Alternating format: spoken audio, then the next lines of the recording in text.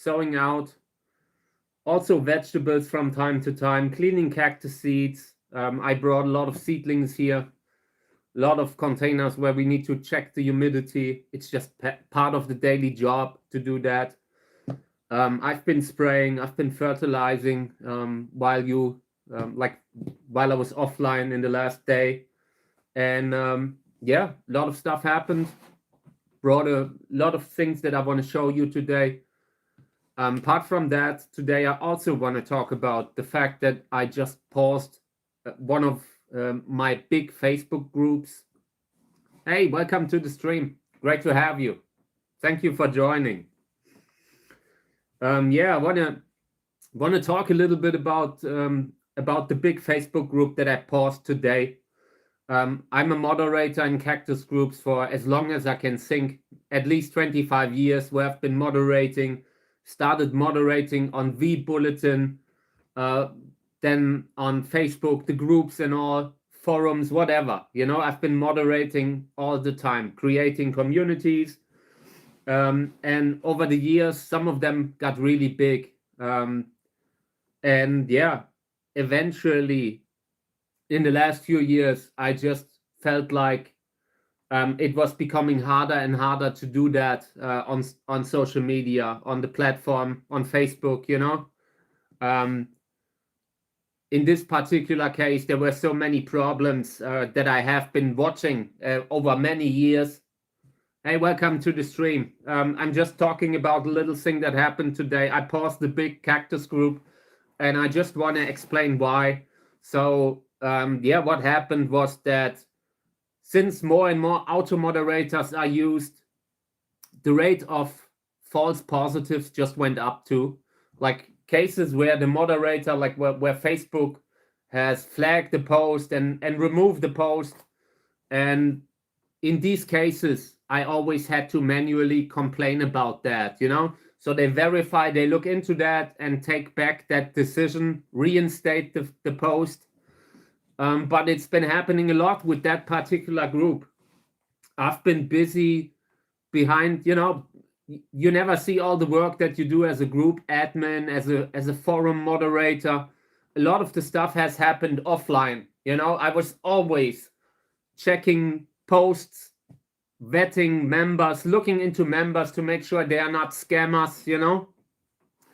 In this particular case, it was just a genus that attracted a lot of scammers, you know, because high-priced plans, and yeah, and that just led to so much work that I had to do on a regular basis, every single day of my life. The last 10 years since I built that group, and the group just crossed 30,000 members like this week. And yeah, but I had to invest so much work, so much love, and I don't know, eventually I got unhappy. I got unhappy having to fight against all those auto moderators. You know, you're always in the need to complain, just to be able to work normally, just to be able to, I don't know, have a planned group. So yeah, and eventually I just got to the conclusion that I can't do that anymore. I'm getting daily messages, not daily, but weekly messages by people that just complain, you know, because due to the fact that there are so many scammers in certain cactus genera on social media, you always have to have strict rules. You have to have strict auto moderator rules, and that is just not very good. I mean, it is very uncomfortable for a new member that just joins a group and wants to post when they find out they can't, you know, because sometimes you can define if a new account is able to post, or if someone is allowed to comment below the account age below a certain account age, that kind of stuff. And you just have to try to filter out all the scammers, all the bots. So you have to put higher numbers in, also to avoid the problems with Facebook, because they often just removed posts that were completely harmless and that they brought back, but they never really removed the warning in the mod panel. You know, I was constantly shown that the group would be in bad standing, that kind of stuff. But it was nothing justified. Every post they had to reinstate, and I just got to a point where I said I can't work like this anymore.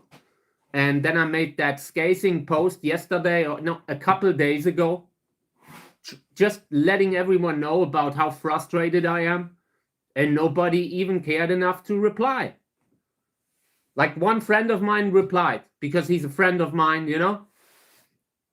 But apart from that, the people were liking it. But that was really the point where I had expected.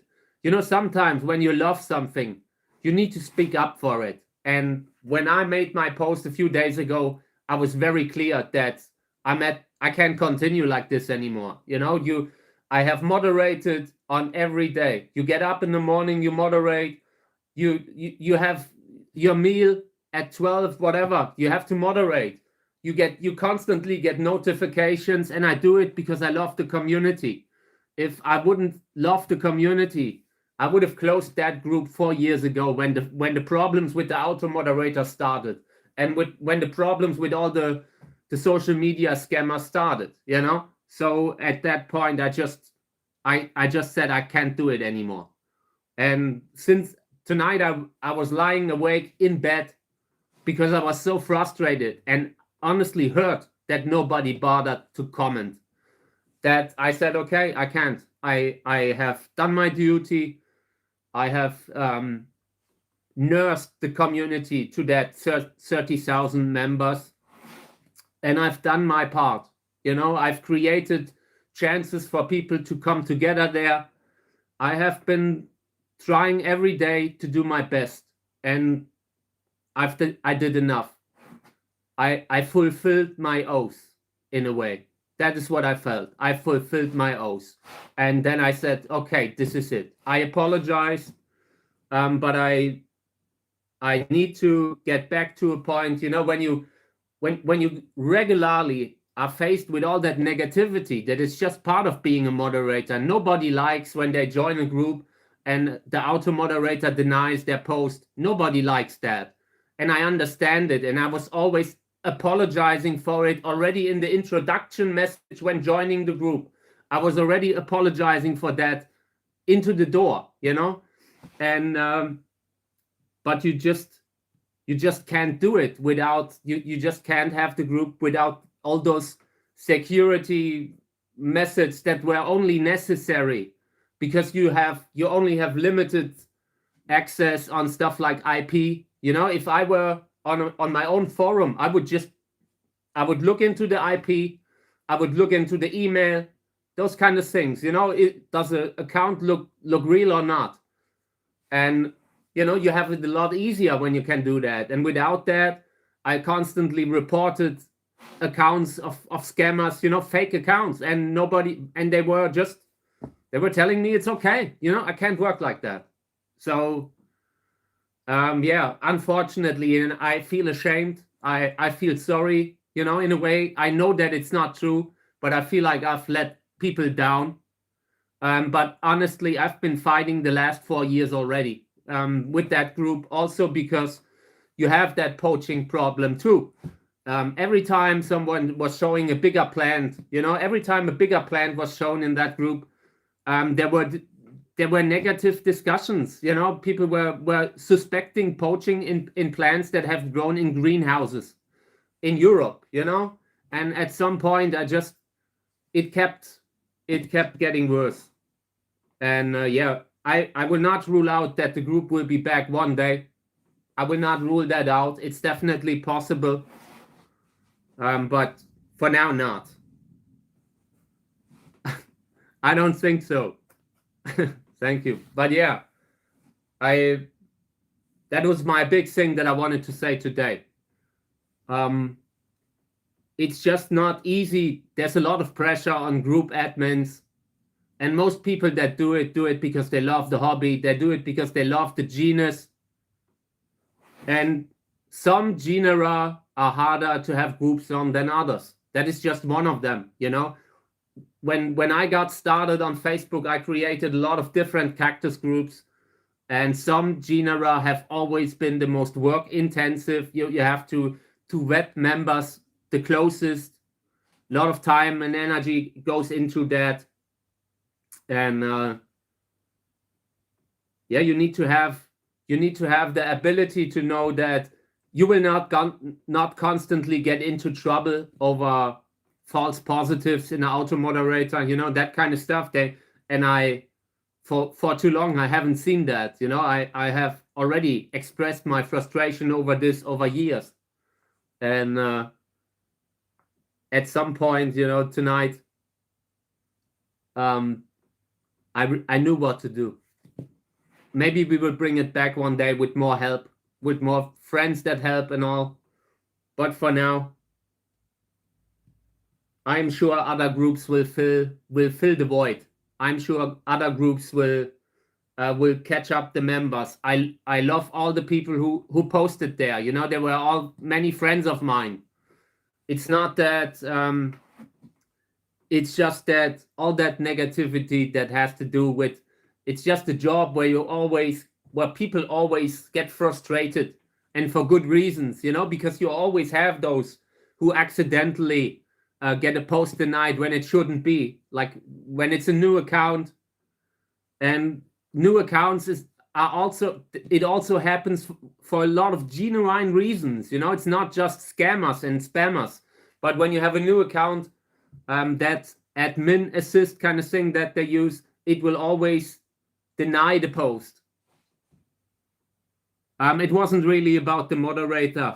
I mean, yesterday I had a friend who offered to help, but it wasn't really about the moderators. It was about the fact that it was so hard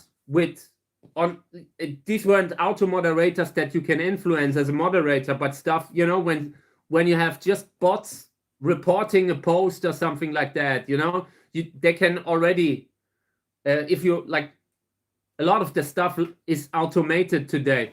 So you are in the position, you are getting informed that they have removed the post for whatever reason, and then you have the chance to complain, ask a manual review.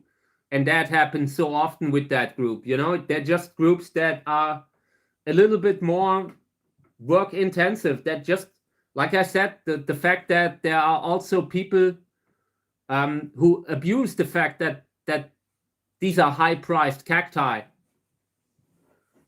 So yeah, it was a combination of everything. It wasn't just the moderators. I don't think in that group, in the last year or two, I've seen someone say positive things about moderation and admin, like that kind of, where someone said, hey, just want to say thank you for your work. Nothing. And I know a lot of people, they don't mean that personally. It was a rough time for everyone. I understand all that. But that is the big thing that also made me say, I need to choose wisely what I do with the rest of my life. I was so ill for a while. I still remember the time when I was adminning that group and couldn't even hold the smartphone anymore because it constantly fell down from, I've had that Lyme disease stuff. And it was so bad that I had to moderate like this. And I did it, through ups and downs. And I feel like it's just time for others to fill that gap. I've did my duty. Yeah, unfortunately not. I think the time of internet websites in general is over.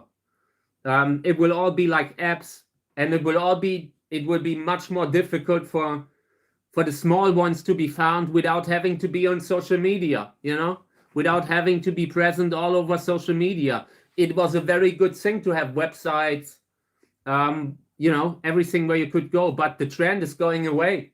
It has become so difficult to be found on search engines. I feel like so many, like, just an example, social media search engines, I feel like they don't work. They don't work anymore. Just searching something specific on social media has become impossible. That kind of stuff, and so you had really good reasons for websites, forums, and I could see it over the years that the trend goes away from those websites, and it's really bad because it allows you to compete without, you know, the problem isn't you could be on social media, but you don't always have the same chances, you know, like because they don't give, they calculate how much people see your stuff in the timeline. You know, it's not that just because you're there, it means that your posts are seen, that you have an equal access to the market, that kind of stuff, you know? They already downgrade your post when you have a link in it. So, yeah, that is why having websites is a good thing. But unfortunately, I can see the writing on the wall. I believe it's getting less and less, you know? Unfortunately, I miss that time. I miss V-Bulletin. I miss our forums, and yeah, a lot of things have happened since then. But on the other hand, you know, we'll see what happens. Discord servers have kind of filled the gap, that kind of stuff, you know. Okay, yeah, I just wanted to talk about this because a lot of people might have seen that and wanted to ask me about it. That's my official stance about it. I just feel like my job was fulfilled. I did everything that I wanted to do, that I helped for as long as I could, but now other people need to fill that gap. I'm already considering to retire for so many other things too, you know. I don't know how much time I have left on this planet, you know, and I want to use it for good. I want to use it in a way where people actually notice what I do. And when I moderate, people take, and I don't mean that as criticism, but people, when nothing happens, everything, you know, then you have done a good job as a moderator. So you are not even actually seen when you do something, you know. And I really want to be in touch with people. I want people to be able to, you know, like what we're doing right now. And I don't want to moderate poorly, you know. I don't want to run that group and not moderate well, not check on it. People know that name, you know. They know our groups and they appreciate the creators that are behind it. A lot of the big groups have people behind them that push that idea, that push that group, that community, you know. And yeah, so we'll see. We might bring it back eventually, but right now I'm not seeing it. I'm not seeing it. I have too much negativity connected to that. You constantly have messages every week, you know. This week someone wrote me if I dislike him personally, asking if I dislike him personally, because I haven't, and I couldn't even, the post didn't even contain information about which group, because I admin multiple groups, you know. I wasn't even, I had to start looking for in all the groups, and that kind of stuff you get on a regular basis, you know. Yeah, that is fun. A lot of the Cactus drama is fun. I was involved back then. I'm no longer. I have retired from Cactus drama. That is exactly the reason why I say, okay, enough is enough here. At some point, it just requires a lot of constant fighting to keep the community positive, removing of you know, you can't just run a community without bringing your character in, trying to influence it in positive ways. And if you don't do that, you have a toxic community. So you really need to be close with the community and all these things.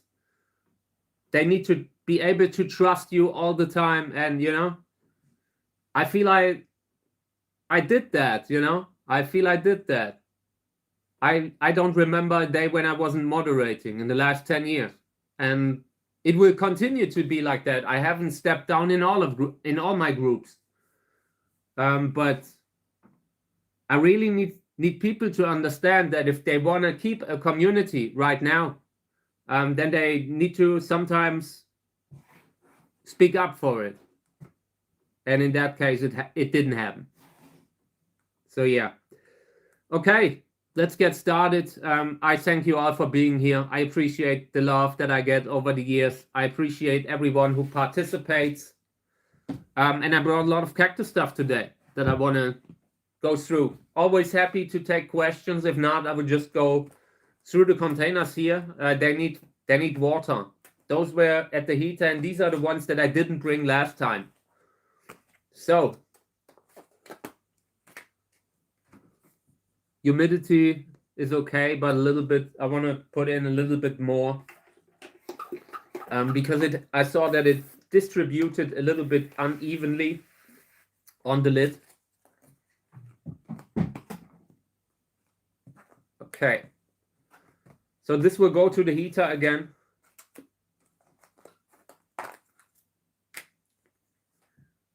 Humidity is okay. I think I will close that one again. But one thing that I want to show you, these huge gaps on the side here, these are mostly a problem with the takeaway containers. I haven't seen that as bad as here with the square pots. Oops. It happens, but it's not really something. This is a really bad problem here, because you will constantly have seedlings that get moved a little, and then they are washed down on the side. So yeah, I'll have to keep an eye on that. Same here. And I guess it's just from handling the container.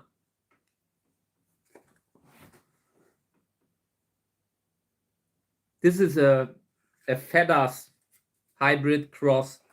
Feathers hybrid is a multi-hybrid by Uwe Kahle with feather-like flowers. Really nice. I like it. I'm trying to propagate it, but it's a little bit, time-consuming.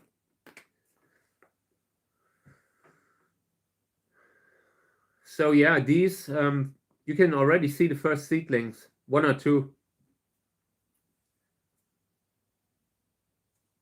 Humidity looks pretty good in this one. Maybe I will put in a little bit more on this side here, just because that is the side where it was pressed against the heater.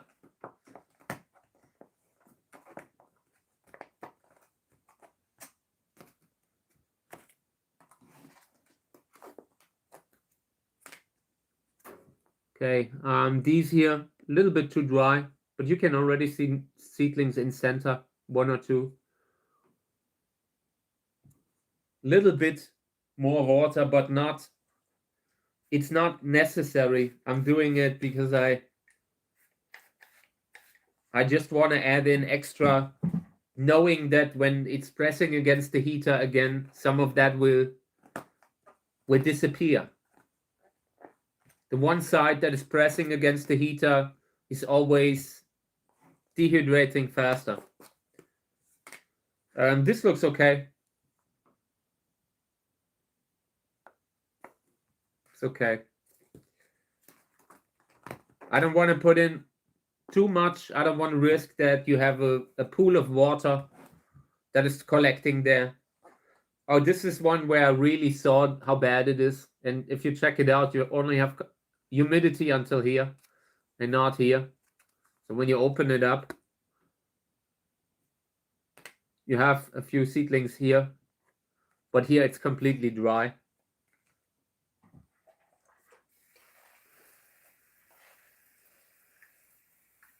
Sometimes that heater really sucks out the humidity. Okay.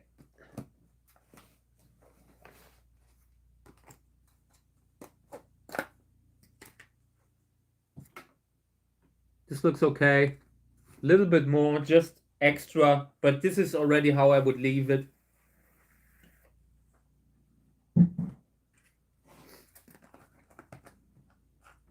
There's a helicopter landing nearby. It's literally flying over the house. Okay. Yeah, it's okay. A little bit more, just because I feel like you see that these huge gaps here on the sides with all of them.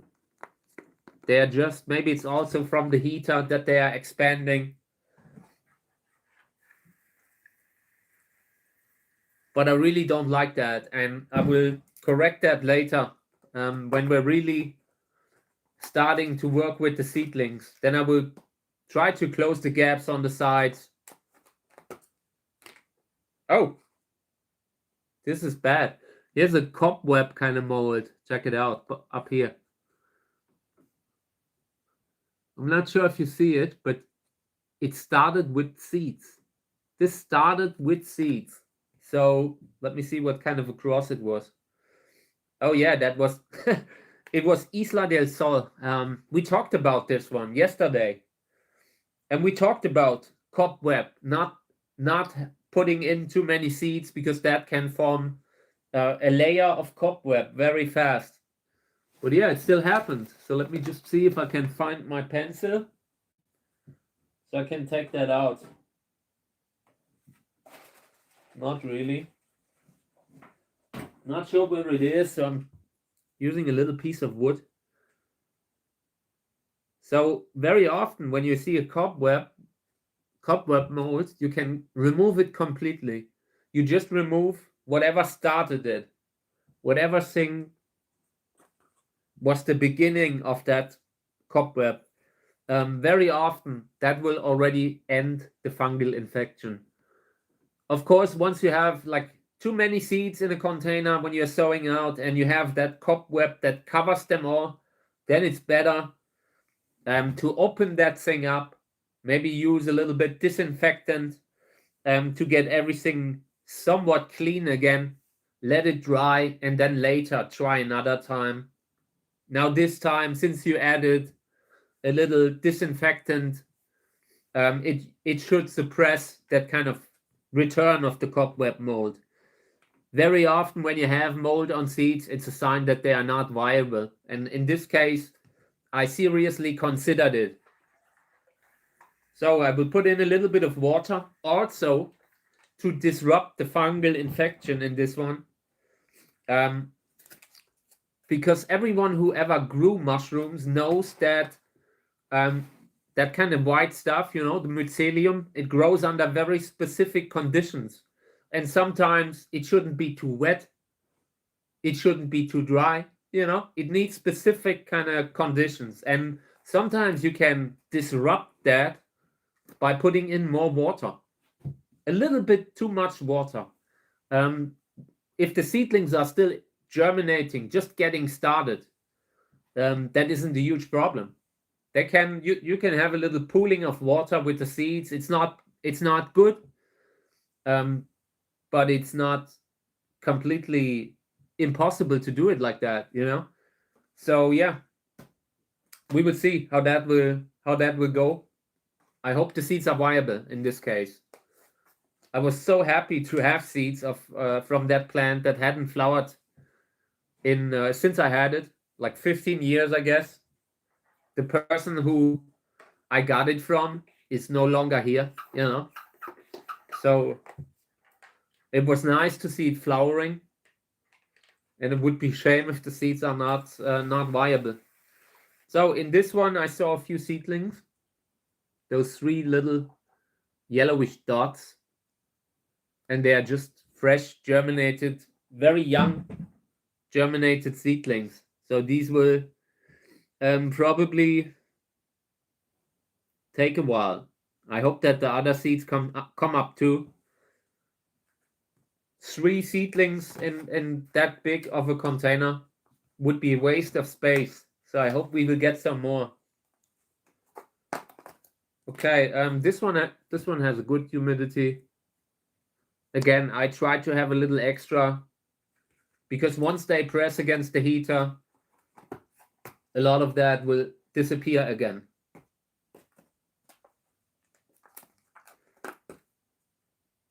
Okay, this one's also somewhat okay.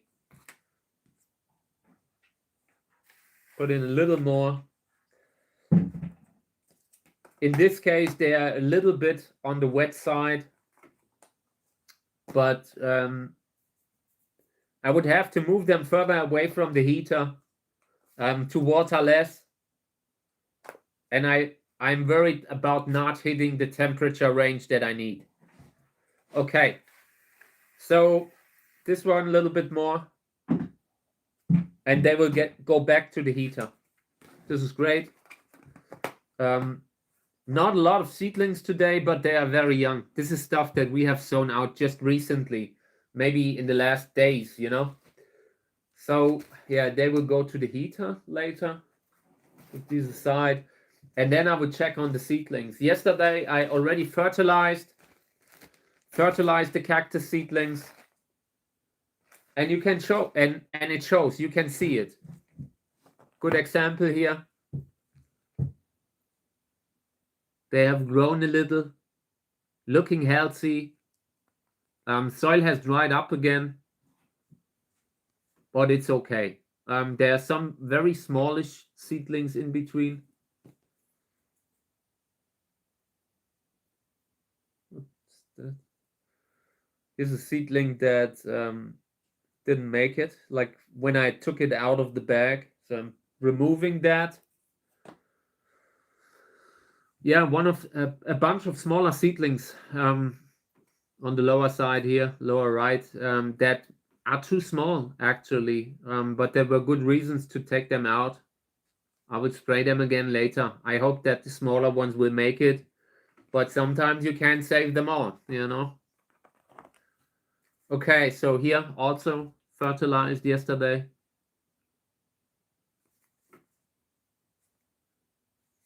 They're a little too deep. I wish they were a little higher, then they would get more light right now.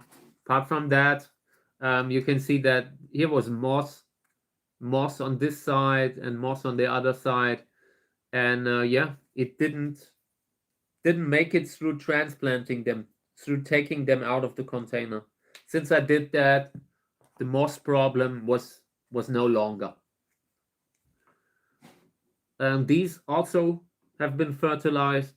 You can still see the yellowish color. That was one of the reasons I wanted to fertilize them. Also moss has grown, you know. Something I always say, the more you fertilize, the more the weeds in the pot will also grow. You fertilize the weeds also. Apart from that, they're looking good, decent. They will grow. They might have like genetically caused variegation, genetically caused discoloration. So we'll see if the color will change over time. This one also been fertilized. Seedlings having spines, they are growing. I can see that. It might not be fully visible in that camera mode, but I'm happy with them. It's okay. Even the small ones look like they are somewhat growing. It just makes a big difference when you are using a good fertilizer. A good fertilizer that maybe really corrects pH problems. Little pH buffer to set the pH level between 5.5 and 6.5, that would be perfect. And also other micronutrients. It's very hard, like when you're trying to grow fully organically, you might have to put in a lot of effort to have the soil right, to have all the micronutrients in there. And some fertilizers for expensive crops and that kind of stuff, they sometimes have that. These were the somewhat variegated seedlings, a lot of small ones, one or two greenish ones where I see potential. But yeah, for now, you just can't take them out. It's the same that I said last time I opened this. You just can't take those out yet. Here's a seedling that probably is gone, variegated and starting to become cloudy, moldy, not moldy, milky. Some sort of, you can really see the skin texture change. And when that happens, it's a sign that you shouldn't invest more time. I hope that we can get the little green ones to size. for now, they look okay. They are not growing fast. That can also be a thing with this hybrid cross, because we already see how genetically troubled it is. Okay. These also fertilized, age roughly 2 months. I went back to go through the streams when we started sowing out, roughly 2 months. And they are growing somewhat, mediocre speed. I'm not trying to push them hard, because what I do here, what we are doing on the stream, it is a very natural kind of way to grow them. I don't want to have the seedlings blown up, like full of nutrients, but in an unhealthy way. At some point, you just create weak plants with weak resistance to fungal infections. So we have time here, we are growing cacti. Okay, with this one, this is bad. Check it out. Seedlings look okay, but here this is a fungal infection. And it's probably because the seedling has expired. This was also variegated seedlings, 1 or 2, and they can always disappear. Here's another one. Yeah. So I will remove that. It's basically spore germination, fungal spore germination. And you can just take it out. Very often. I mean, there are fungal infections that go through the container, through everything. But very often, big things have small beginnings. And if you see it at the right time, you can just take it out. End that spore germination by removing the seedling and the mold around it. Goodbye. This is it. There are 2 more that will probably disappear. This one and this one. I wanna wait it out. Maybe they turn around. I don't think it will happen, but I'm not a quitter, I want to give them time. They get a fair chance. So apart from that, this seedling here on the side looks bad also. Just white. Fully variegated. Maybe at some point we will start grafting them, but for now that will not happen. I just don't have a lot of grafting. I don't have the space to have the grafting stocks ready in winter. I'm grafting between April and July. That is the main time when I graft, because that is the time when it's not so, when it doesn't happen so often that you get that excessive humidity that can infect the grafts very fast. Okay, here's a container that Kami, the cat, dropped down. So let me just clean that up. It's not bad. It's just a few seedlings that have been thrown around. They already have a pretty big size. I also believe I will take them out now. These are big enough. So I will reposition those cactus seedlings with a little piece of wood. Carefully. I don't want to like pierce the sensitive skin that they have. Okay, just trying to reposition the ones that Kami knocked over. Okay.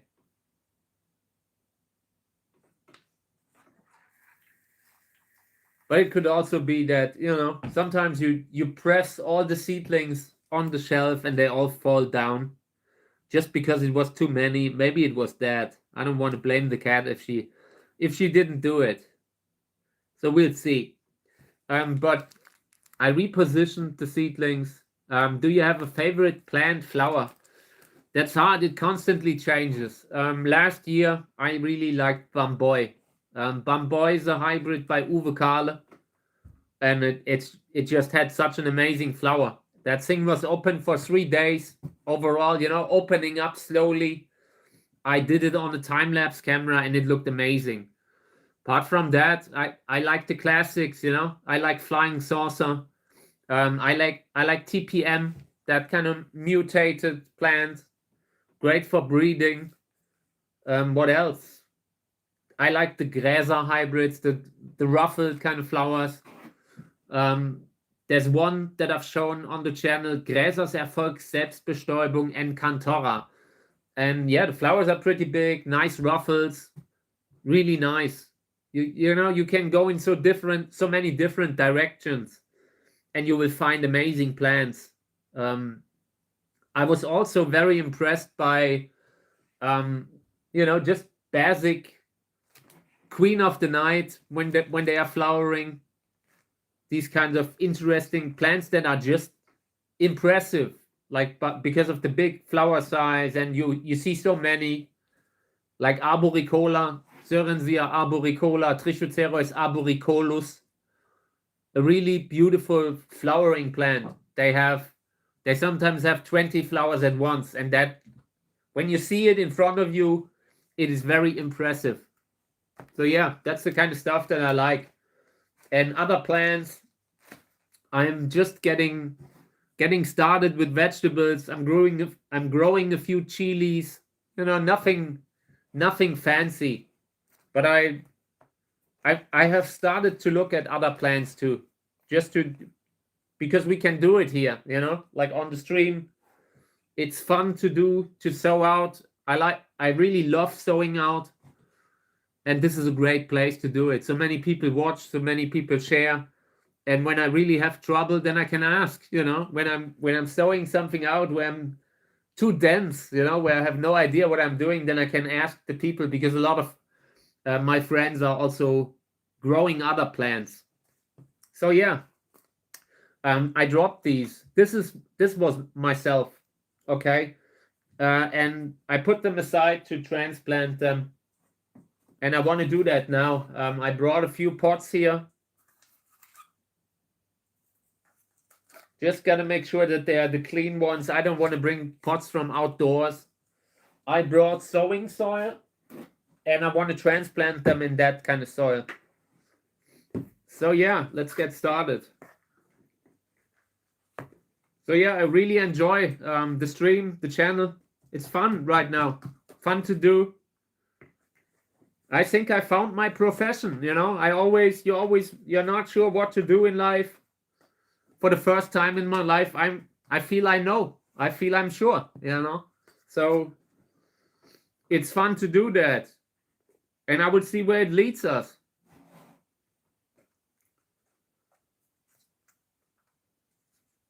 Okay.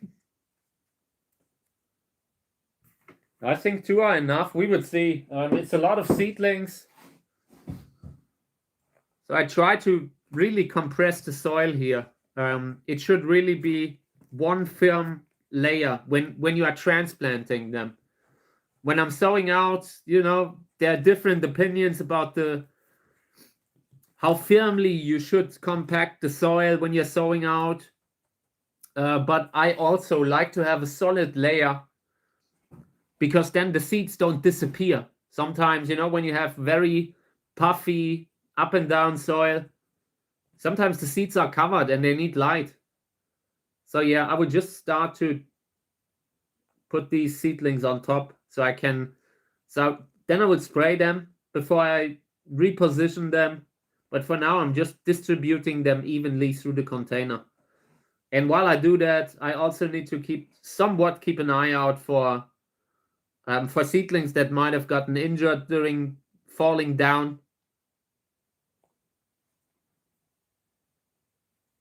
I don't know what it is, but it happens. It happens for almost everyone with cacti. They are very easy. Oh, okay. Oh, okay. Hey guys, I think I was offline for a while. I connected to the wireless now. Seems like I was offline with the mobile. I'm not sure why, but I'm back. So yeah, I'm just moving the seedlings to the other containers, spreading these out over 2 containers.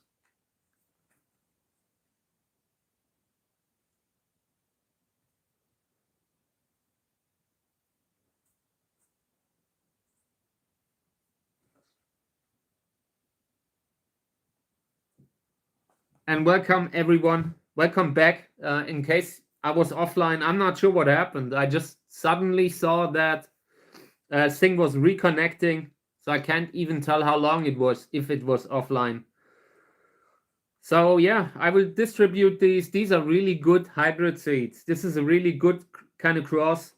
Very thankful that Uwe keeps sending me his interesting hybrid crosses, and yeah, I will repay that favor by growing them, by giving them space, by trying to grow as many as I can.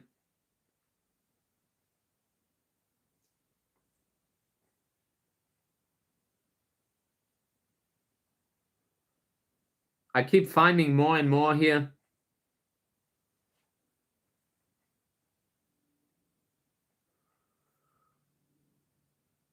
I think I accidentally removed the roots on this one.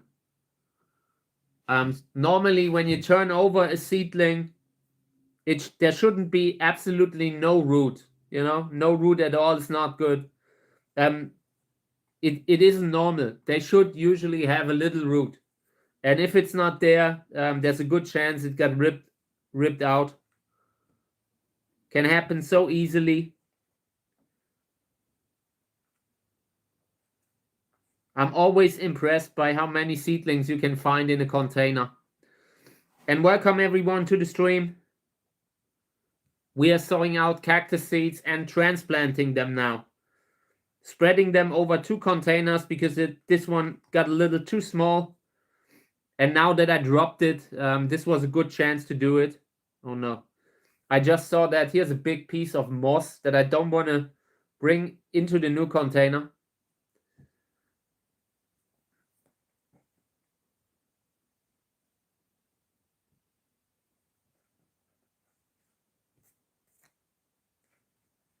I keep finding more and more. This will be a lot of space that we need here. There are more. Oh no, it's getting more and more. But I don't want to have too many containers because my space is so limited. So I try to keep them in there for a little longer, at least until I can repot outside. These will have to stay in the smaller pots for a little.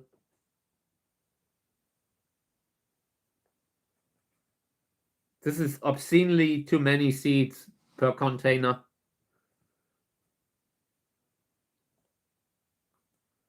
But again, sometimes you just have to, when you have a good cross, then you have to grow as many as you can sometimes. Some of the Wurlitz hybrids, the original Wurlitz hybrids, people have grown hundreds of plants with them.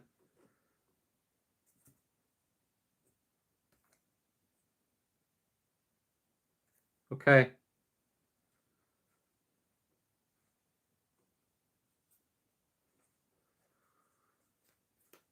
Good.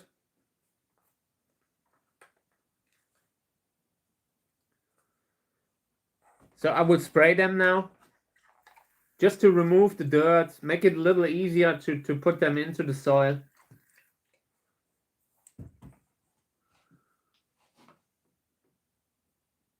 Hey, thank you.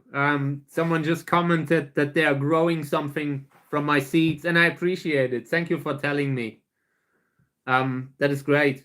I might show this week. I might show some more of the crosses that have flowered just in the last month or so. I love that part, when people contact me to show me something that I haven't seen yet. It's the fun part of the hobby that I really always love. And that feeling that you get when someone comes to you with positive news, when something has flowered, that is some of the entirely good things in this hobby. So yeah, thank you. I hope to see it, when it's flowering or something like that. And I'm always happy to look up numbers, that kind of stuff. If you need information, I usually have it saved up.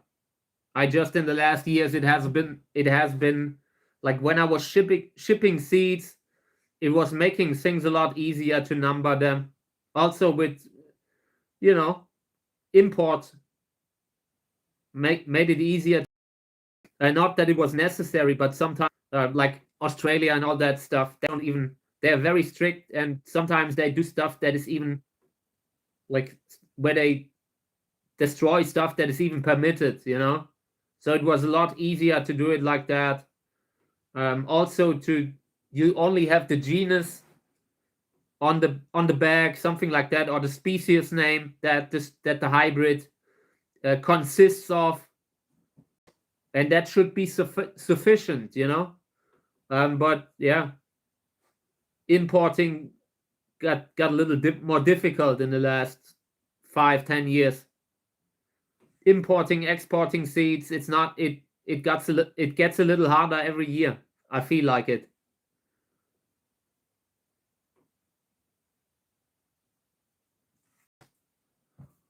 Here's the progress. Trying to just spread them out a little, and always carefully not damaging that little taproot that they have, that tiny little thing. They will not have excessive root formation early on, but a little bit happens within the first 2 or 3 months. And if that stuff breaks off, then there's often no way to get them back to health. It's a lot easier when you have a larger plant that can just grow new roots. The seedlings don't have that much time often.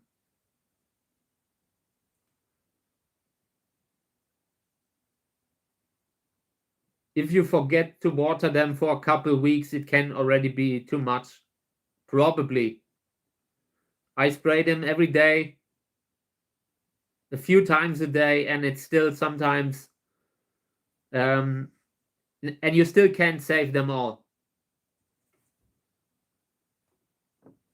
Okay.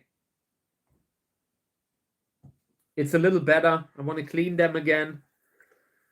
The moment you start watering them later, they will fall over sometimes, and those ones you need to really reposition, improve those. If something falls over with the watering, it needs to be corrected.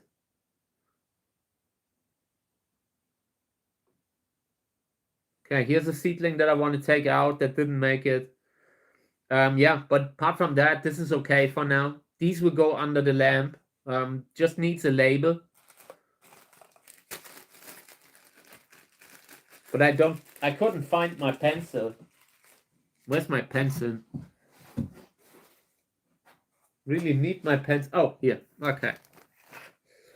So this is from a cross between Zizala and Pink Stripes. That is a good cross. Zizala, Pink Stripes. Both hybrids that are great by themselves.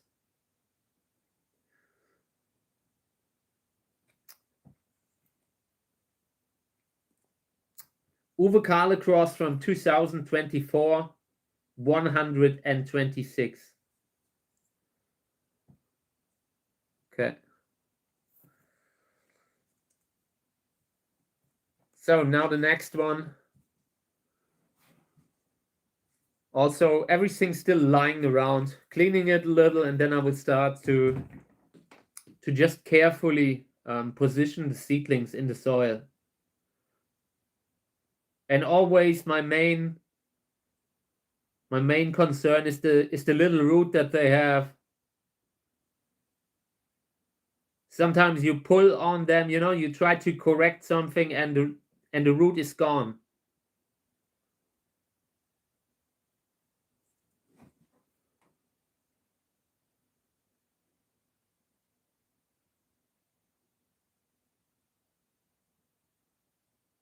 Okay.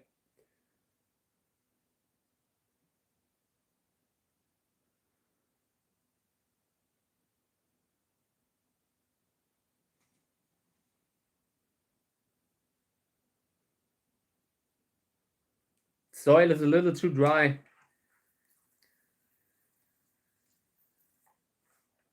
sometimes the water just runs through and it can't really saturate the lower layers of soil. So that's why I'm putting in a lot of extra water here, also to clean the seedlings. I want to really be able to see them, like all of the little details, like whether or not they have a little tap root at the bottom, or whether they have injuries. Sometimes you can't save all the seedlings, so you need to see that right away. These have been dropped, like I said, and some might actually have been damaged a little.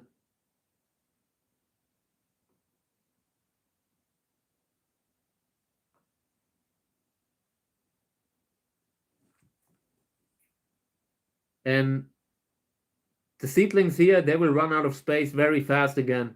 This is going to be a few months where they are in this pot, and then they have to be potted again, potted again into something bigger, split up.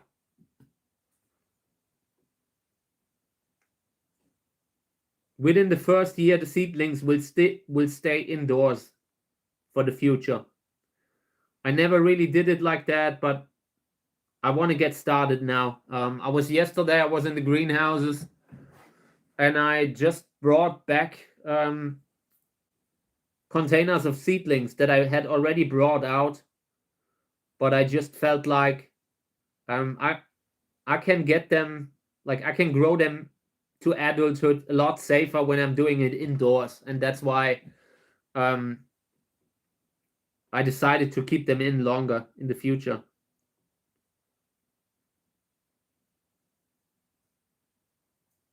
My main concern was always hardening them up early, but with these kind of plants, you're also losing a lot of potential then. The plants that are like a little bit weaker, they can still be worse to wait for them, like because the health is, because the flower is so good on some of them. Just because they are a little bit weaker doesn't mean that they have the best flower. Hey Robert, welcome to the stream. Great to have you. Nice to have you around. Thank you guys for joining. I appreciate it. Great to have you. Yeah, it's been a busy morning this morning. Check it out what I said earlier. Like I was talking about Facebook groups and all the moderating work that I do. And I just realized that I need to take a step back from that kind of stuff, I felt like I was constantly going from one burnout to the next, and I just realized I can't continue like that. And I don't want to do it poorly, so I decided to, to step back from some things. It's been a rough last couple of years. It's time for the younger ones to fill that gap. So yeah, this is the result of what we did here. It looks okay. These will dry up very fast. The soil that I use here, this will dry up very fast. So I will have to spray it a lot in the next few days. Maybe next couple days, I need to spray them all the time. And I need to often correct the seedlings. When you spray them, 1 or 2 seedlings will always fall over again. You need to correct that. Keep an eye out. Every time you spray, you might have to get involved and reposition. You can just not do that kind of work, but then you will just lose certain seedlings that you could save if you had done a little bit more just correction. It isn't even about transplanting. It is about correcting situations where a seedling has come up in a weird way, is crooked, has fallen over from being handled, that kind of stuff, Okay, so this is one where I have 1 seedling in the bag. Seedlings still here, but this is kind of my ICU situation here. That one seedling that I have in there, I really don't think it will make it. So yeah, next one. I will go through the containers again now. I have some more here that I haven't done anything yet. Okay. This is a very puzzling kind of cross. You can see variegation. Little bit of green also. There's one seedling. Check out that one seedling. I'm not sure if I can hold it in the right angle, but this here, this is a seedling that is twice as big as the other seedlings. And the others also look like they have variegation issues, like real issues, not a little variegation that makes a plant desirable, but the kind of variegation that will really mess up your day. I don't think a lot of these will make it. For now, I couldn't do anything. I couldn't take them out. They are too small. So I will leave them in for a little longer. I might actually start fertilizing them now, just to kind of speed up things a little. I want to see if there's anything in there that can grow. I want to see that. I want to know if it's worth my time to continue with these. Because since we have opened that, I haven't seen real growth in there. Oh, this thing. The zipper. Okay.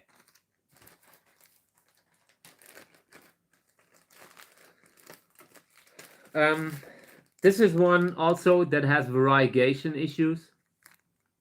You can see it's not so bad, but if you see it in reality, you see that there's a big difference in regards to the color range that you have there. Some white, some green, some yellow, and also different shapes. One seedling here hasn't made it. So I consider taking these out of the bag, but they are actually a little small.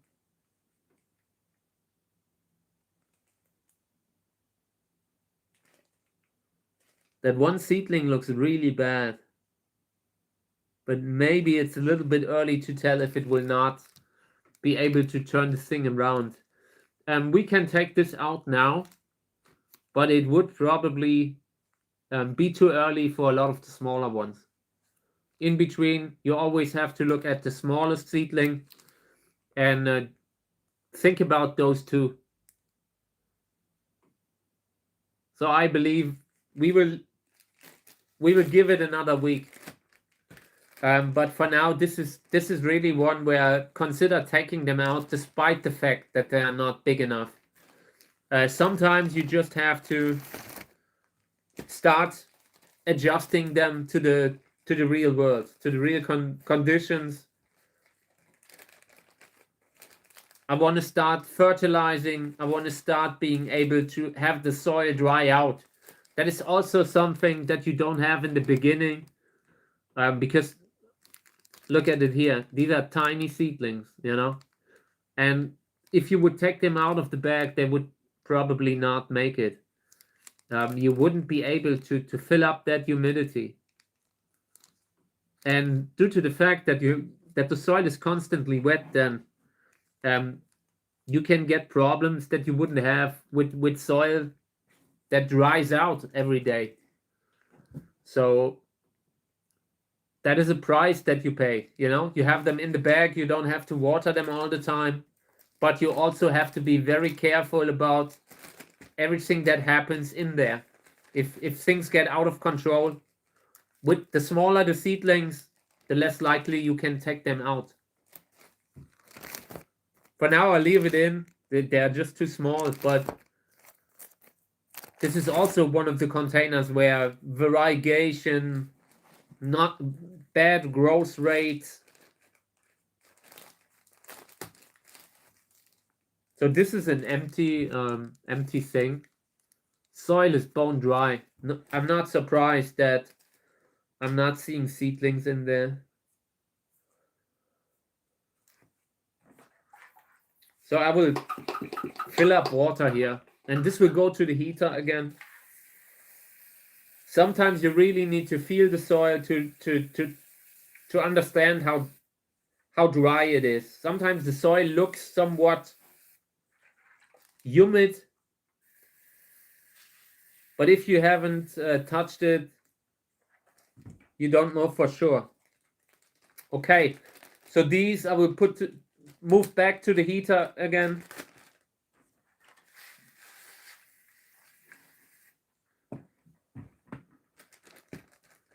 Okay.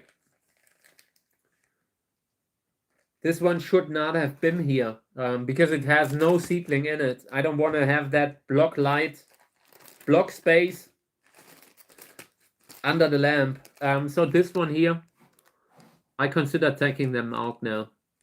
They look good. I like them. But I can see a constantly growing mass of moss growing behind here. And this will continue here towards the seedlings, and then I don't know what's happening in between the moss and the seedlings at that point, you know, because this is very close to the edge. And when I have it in humidity, I wouldn't even realize it, maybe, you know, if there's a fungal infection here. I believe the size is good enough to take them out. I'm sure we can fill up the water, spray them, that kind of stuff. So these will go out now. Let's have a look at the label. Uwe Kala hybrid, Flying Dragon Cantora. Nice. Very good. Oh.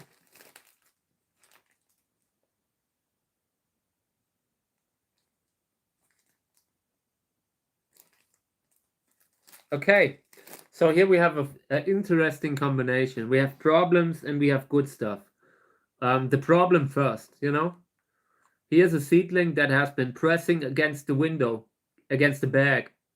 And it's that brown stuff, that's an infection. I looked into it, tried to see if it's just a discoloration, but this is an infection. And just from pressing against the window, from having grown so fast that it pressed against the bag in a way that caused it to become infected. So what will we do now? I can't put that back in. If I put it back in, I would have to take out the seedling completely, and I could put them back in then. But I already had some sort of a fungal event in that thing. It could be already in there everywhere. So now I decide to take it out. This is just, seedlings have a good size, they have grown, and they haven't been fertilized even. These are growing nicely without fertilizer.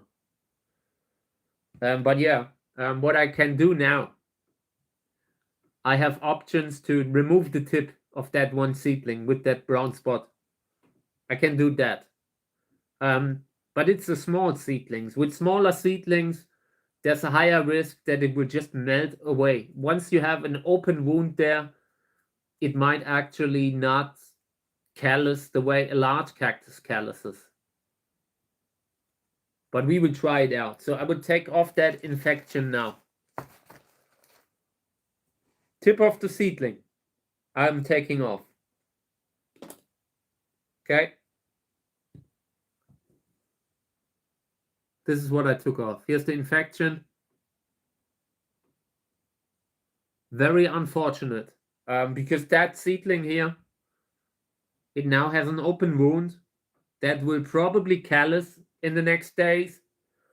I will put this under the lamp. And now with that cut, you can put it back in. If you would put it back in with a cut, it will instantly become infected again. It's just an entry door. You have humidity. This is like the perfect medium, germination medium for fungal infections. So this needs to be taken out of the bag, and size-wise, that's okay. They are big enough. If I had not seen that infection, I would have taken them out of the bag anyways. So yeah, these will go out, and that seedling that I just removed the tip, it could happen that that infection just comes back and claims the rest of the seedling too. Okay, so here, this is turning ugly also. Got to make some decisions here. This is a weed. It's not really a problem, but it doesn't really make it easier. But the seedlings here, they just don't look healthy. And the soil doesn't look healthy. Check out this greenish. I don't know what it is, but I want to take it out of the soil probably. But these seedlings are so small, they will probably not tolerate that. They are too small. So yeah,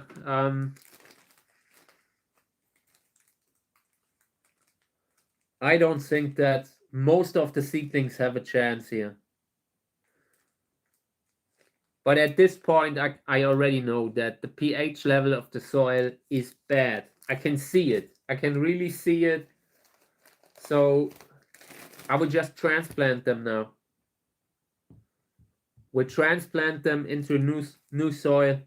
And I will try to carefully take the seedlings out. There's one seedling, the one that I'm taking out now, is the seedling where I actually see growth, where I really see potential.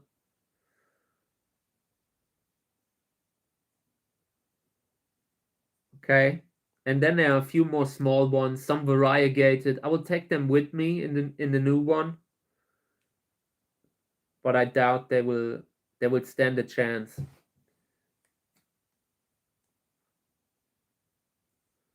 But we're still trying it out, okay? So I want to spray them now, just to compress the soil a little bit. And carefully, because these are really small. And they are so small because they are probably genetically delayed. I don't know. Slow growing. Sometimes you just have those seedlings that might be a waste of time. You can really, if you think about it from a breeder's point of view, this is the type of stuff that you should discard. I'm not saying you have to, but I say like that is what they would probably tell you in like about genetic health. Okay, we would see this is from Hildewinterer hybrid EOS Aurora, crossed with an Echinopsis. So this bag goes away, soil goes away. Can't really save that. This is where I put them.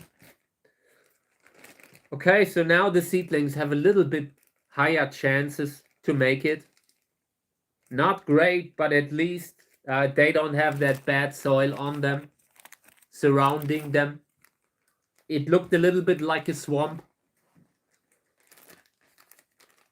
Okay, so here we have fresh germinations. This is one where we did a second germination cycle. And we finally get seedlings. I'm very proud to show this because this was one of the containers that didn't have any kind of seedling in the beginning, in the first time. So then I dried it, let it dry out completely, started the humid phase again, humid cycle, watering them again, putting them in the bag, and now the seeds are there. Now the seedlings are there. So yeah, this will I will just close it up again. This will go to the plant lamp, just growing for the next couple months maybe. This needs 2 months until they are roughly this size.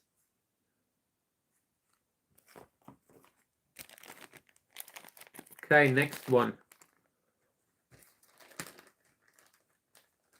Here's another one. Also, second germination cycle. I'm so proud that I can show it.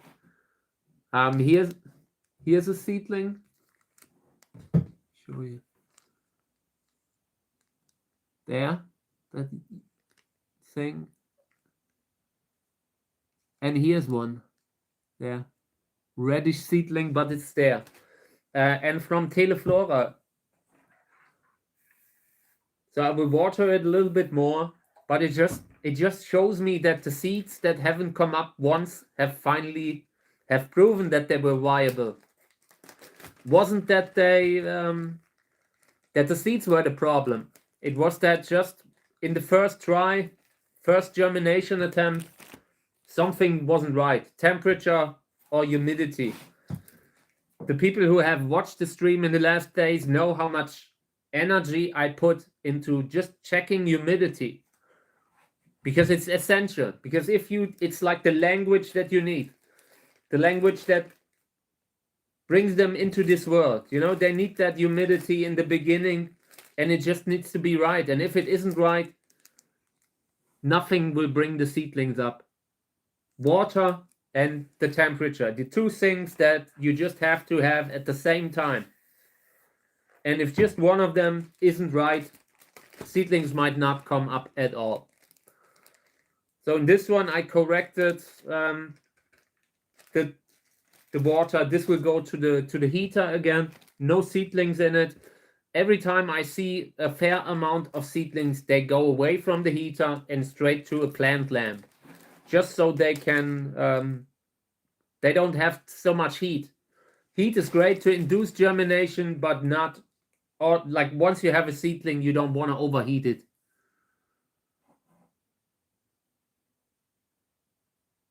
Yeah. So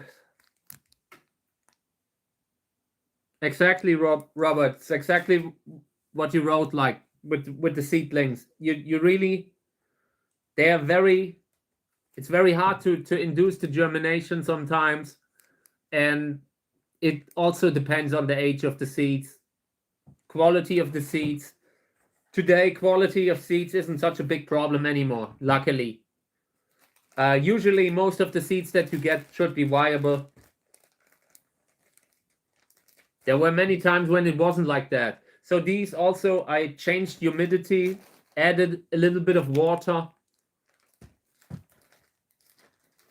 Will also go to the heater. Everything that doesn't have seedlings will go to the heater, and everything with seedlings will go to the lamp.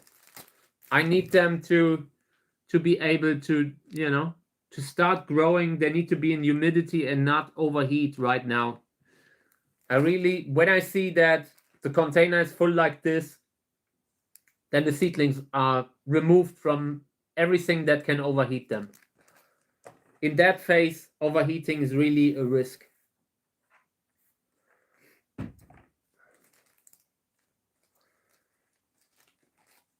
Okay, so these here, quite a lot of seedlings, and these will go under the lamp again. This is the right age. I think I brought them from the heater today. And this is the point when you can stop having the temperature so high. Because then the higher it is, the higher the temperature, the more risky it becomes for the seedlings that you already have. At some point, you need to be happy with what you have. Okay, so this one also, I tried to do a second cycle, but in this one, the humidity is not bone dry. Sometimes, I'm not sure why, but some of them have, maybe they have a hole. Maybe that kind of mechanism has failed in some cases.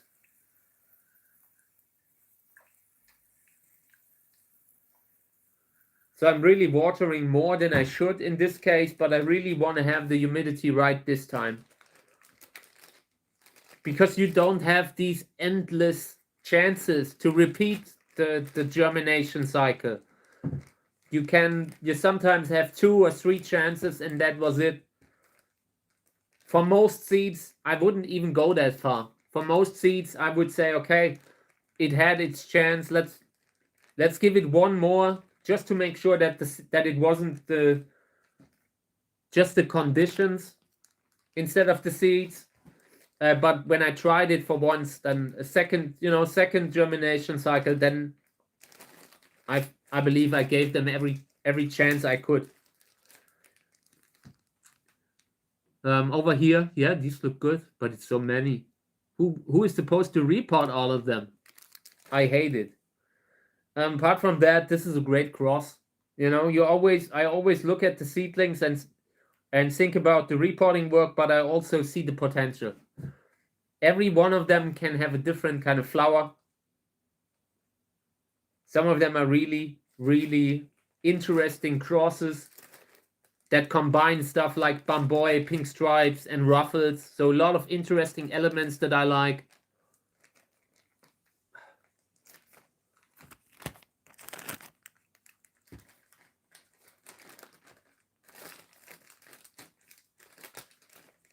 Humkes Roro. Seedlings are not growing well. I just, every time I show them, feel like they haven't changed.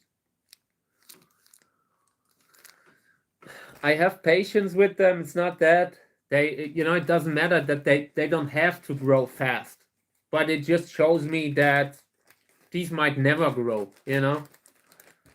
Sometimes you might have to graft them if you really like. A lot of the Hilde breeders, and there's a very dedicated fan group of Hilde hybrid breeders. They graft very early. They graft because the seedlings are often weak on the root. They are often weak if not grafted early. And we will graft too. It's just that at this point, I would have already to push the grafting stocks 2 months ago. I had to already start pushing them maybe in November, you know, and indoors under lamp. So you actually have interesting growth rates, good growth rates. You don't want to graft when the stock isn't ready. Oh no, I'm sorry. I haven't seen it. But I will do it today. I completely forgot it again. It was a long day yesterday, but I will look into it. I apologize. I had completely forgotten that. But yeah, like I said, there's different kind of products. I even have something similar, like some sort of a germinator, you know, like one of those plastic things that comes with different layers where the water soaks down. You can put seeds in it, and you put water in it, and that kind of stuff sinks down. I have something like that I already wanted to bring on the stream. Maybe next time. It might be something like that, you know, like to just germinate seeds. Okay. Yeah, these look interesting. You know, they're tiny. You really need to look closer. But there are a few seedlings in between that have grown, that have actually grown. Not, some of them are variegated, and they have grown despite that. They have grown and are somewhat green and have variegation also. So interesting hybrid cross. Teleflora. The fruit is already small, very few seeds every year. And in this case, you know, you always have those seeds that never really go anywhere. And these, they are growing slow, but they are growing. So I'm happy about that. I couldn't take them out at this point. If I would take them out now, I would have to spray very, very often during the day, 5 times maybe. And I would just try to leave them in for another 2 weeks. 2 weeks, 3 weeks maybe, and then they could be at that point where I can take them out. I will show you that thing tomorrow, and by that time I will look at that. I will write it down now.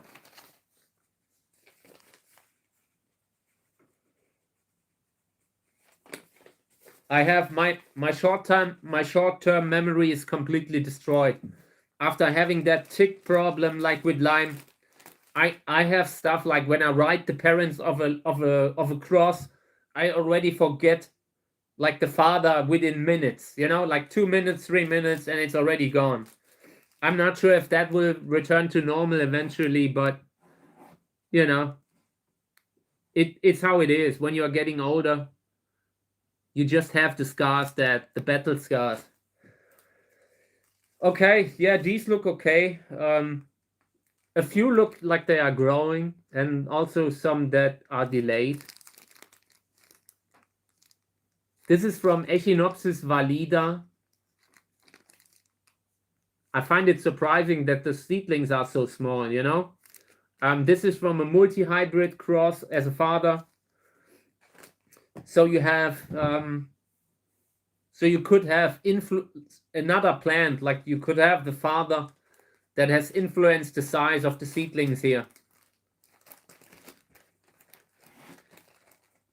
Usually, in my opinion, tersheki seedlings, they are pretty wide.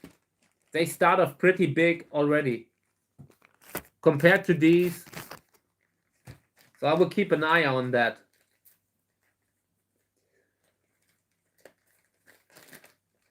Okay, so here's a container with seedlings that I transplanted. I think last time maybe.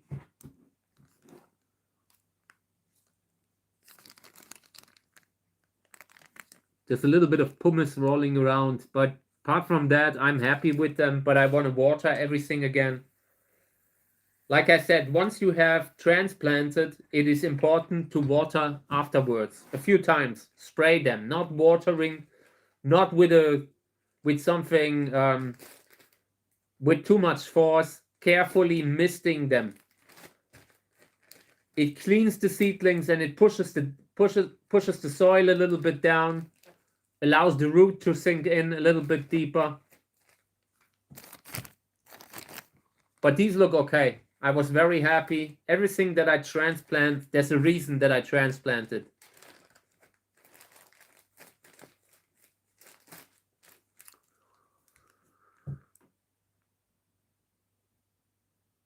So these look good.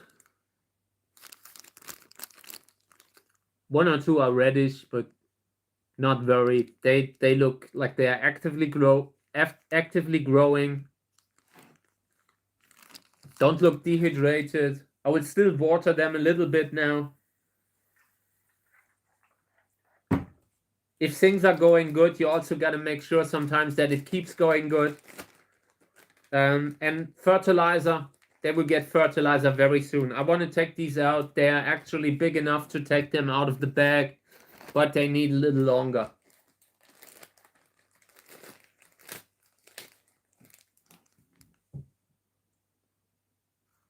These are very young. Already have spines though, so can't be overly young. Maybe a month. Let me see what they are. Dessau, Lobivia seedlings of Dessau. Soil looks a little bit dry, so I'm watering everything. One or two seedlings look a little bit like crooked, leaning over. I try to correct that because I don't want them too close to the soil with the rest of the body. The only thing that I want touching the soil is the root.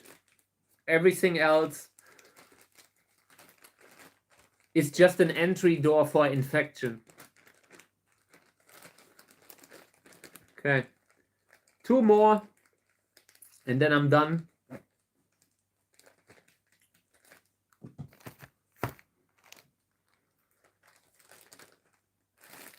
Okay, so here we have a lot of fresh germinations. I looked at the label and it said Mamacita. Some very small seedlings. Some of them might not be genetically healthy. Mamacita also. Acacia, Hildewinterer, something like that, you know, multi-hybrid. I talked about Otto Schulz this week, that I looked into the genetics, that I couldn't find actually verified someone that said that Otto Schulz is actually really Acacia, you know. So let's take it with a grain of salt, but it's definitely something like a Hildewinterer in that way. It's like the type of plant that you have there. Very similar to Hildewinterer. And that often has unhealthy seedlings. But I will give it time. Some of them, maybe they need a little bit longer. I don't plan to graft them. And if we graft something, it will happen around April, May, maybe at the beginning of the season. I will start watering on March 15th. And then I want to water the grafting stocks for at least 3 weeks. And then we can consider grafting. I want to do grafting on the stream, on the channel. I will do grafting streams this year. But it will be just, you know, to show it. I don't want to graft too much because I already have way too many cacti.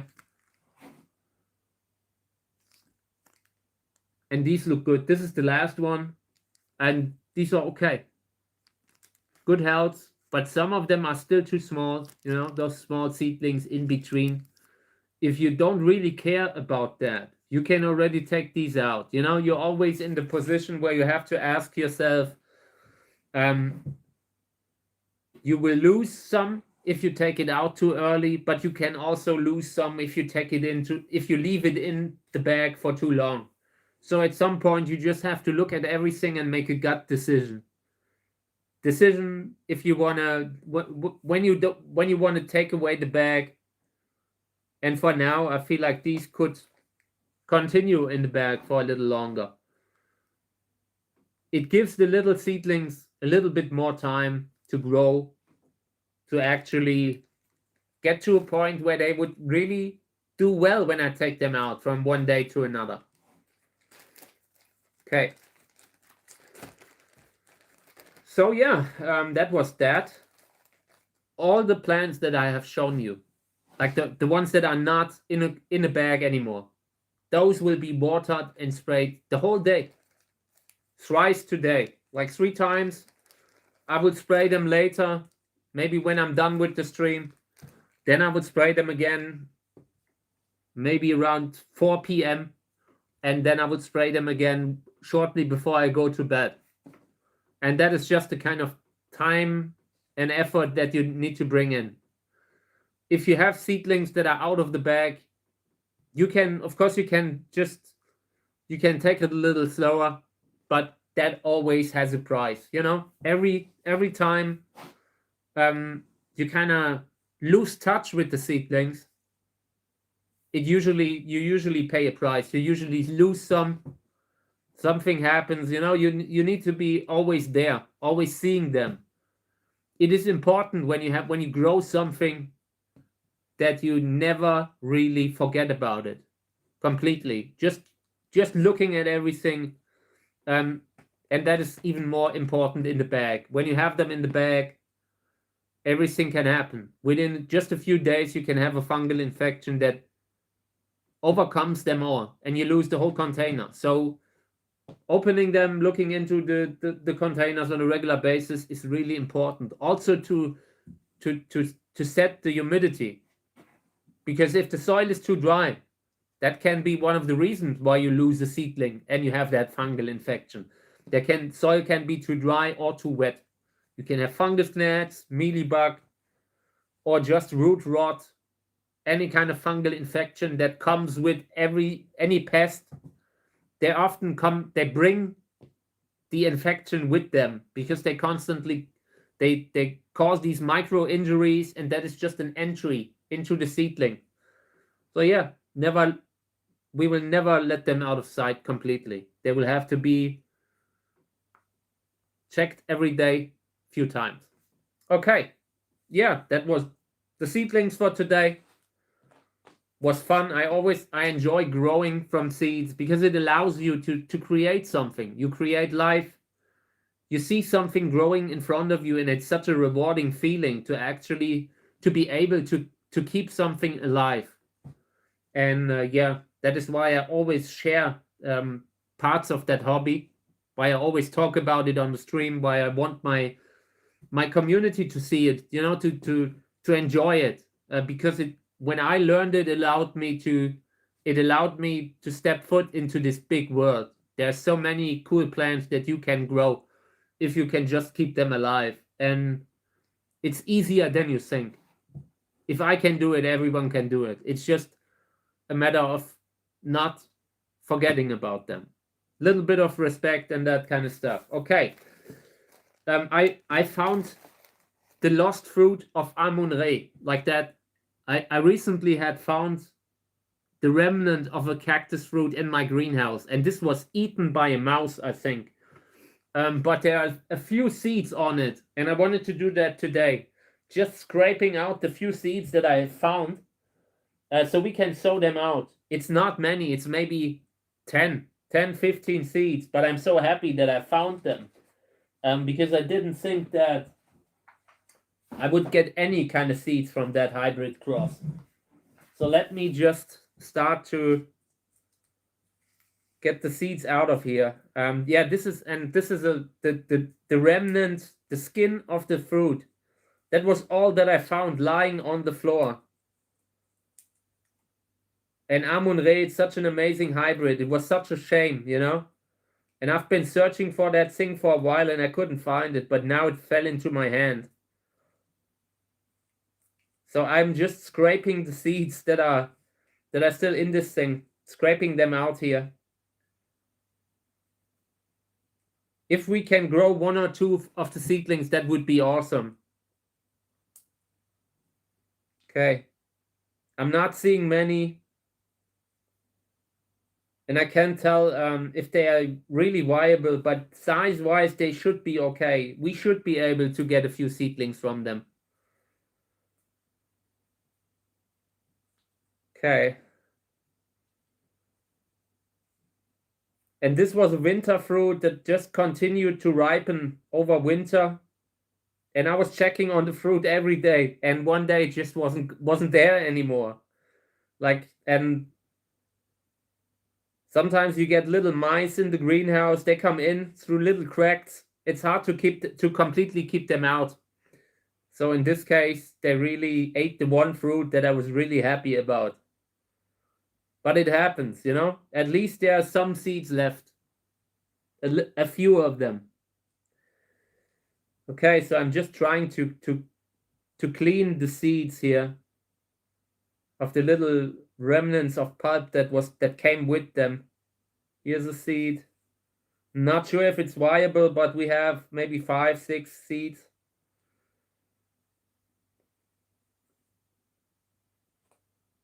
Here's another one that I overlooked.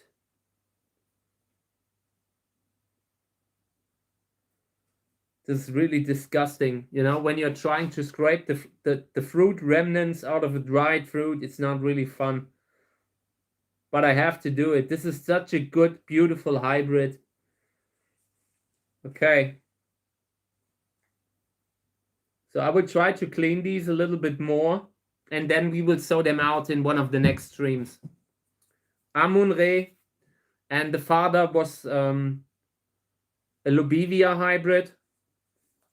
So we will see how that combination will play out. I will make sure that they are ready for the next episode of the stream tomorrow, and we will sow these out tomorrow. Okay, guys. Yeah, I think this was a great stream. I enjoyed it.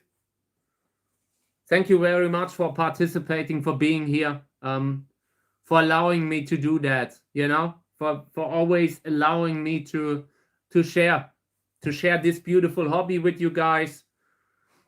Sowing out was always special.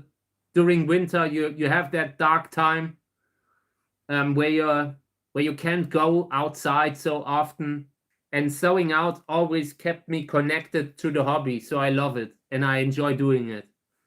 Okay, guys, until tomorrow. I will be back tomorrow. Thank you all for being here, and I hope to see you back again. Take care. Thank you. Have a nice day.